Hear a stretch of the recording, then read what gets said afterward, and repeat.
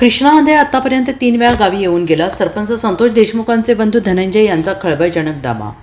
सरपंच संतोष देशमुख यांच्या हत्या प्रकरणातील फरार आरोपी कृष्णामध्ये आतापर्यंत 3 वेळा त्याच्या गावी येऊन गेल्याचा दावा दिवंगत सरपंच संतोष देशमुख यांचे बंधू धनंजय देशमुख यांनी केला आहे. कृष्णा आंधे गावी आल्याची माहिती त्यांनी CIDला देखील दिल्याचं सांगितले. कृष्णा आंधे मोबाईल वापरत नाही, मात्र त्याला जेलबंद कसे करायचे याचा विचार गरजेचा आहे. आमच्या कुटुंबाला या आरोपीपासून धोका आहे. हे आरोपी शैतानी वृत्तीचे असून कृष्णा आंधेला अटक करून त्याची धिंड जिल्हाभरात काढावी अशी मागणी धनंजय देशमुख यांनी केली. आज बीडच्या जिल्हा आणि विशेष सत्र न्यायालयात देशमुख हत्या प्रकरणात सुनावणी पार पडली आहे. या सुनावणीवेळी धनंजय देशमुख यांनी माध्यमांना याबाबत माहिती दिली.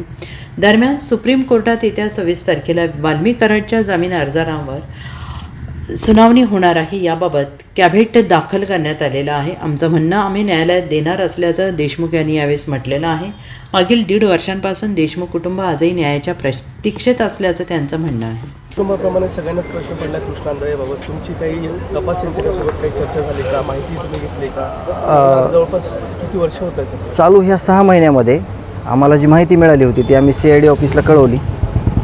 3 वेळेस हा आरोपी गावाकडे येऊन गेला, 3 वेळेस, आणि ही माहिती खरी होती.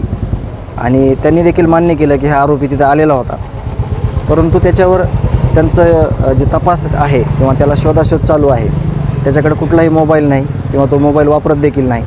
म्हणून या यंत्रणेला अडचण येऊ शकते, अडचण आलेली आहे. परंतु यावर काय करायचं आणि आरोपीला कसं जेरबंद करायचं यावर आम्ही लवकरच विचार करून आम्हाला त्याला कसं जेरबंद करून, कारण आमच्या सगळ्या कुटुंबाला जीवितास धोका आहे.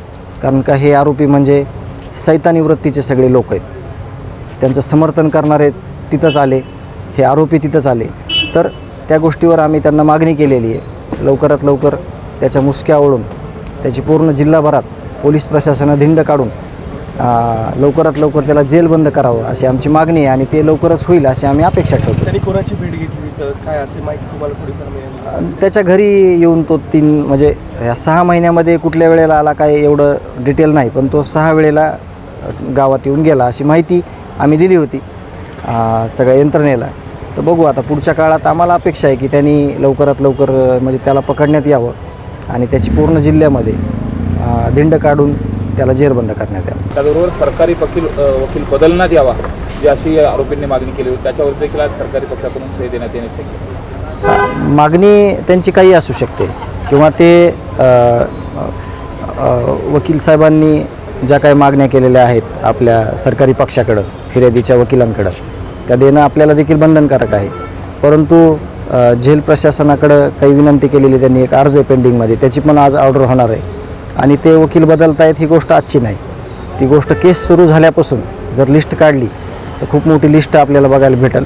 परंतु काही गोष्टी मेरिटच्या आहेत, त्याच्यावर आपल्याला बोलणं उचित नाही म्हणून आपण त्यावर बोलत नाही, आणि काही गोष्टी बोलणं योग्य देखील नाही. नेमकं आता तुमची काय मागणी असणार आहे आणि अधिक कोर्टामध्ये चाललं त्याच्यावरती तुम्ही समाधान आहे?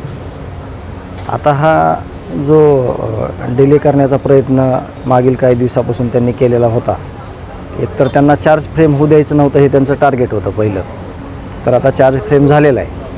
लवकरच साक्षीदारांची जी लिस्ट आहे ती दिली जाणार आहे आणि जी केस आहे ती साक्षी पुराव्याला लागल्यावर लवकरात लवकर ही सगळी केस निकाली लागावी अशी माझी मागणी आहे. Bureau report SBN Marathi Beed.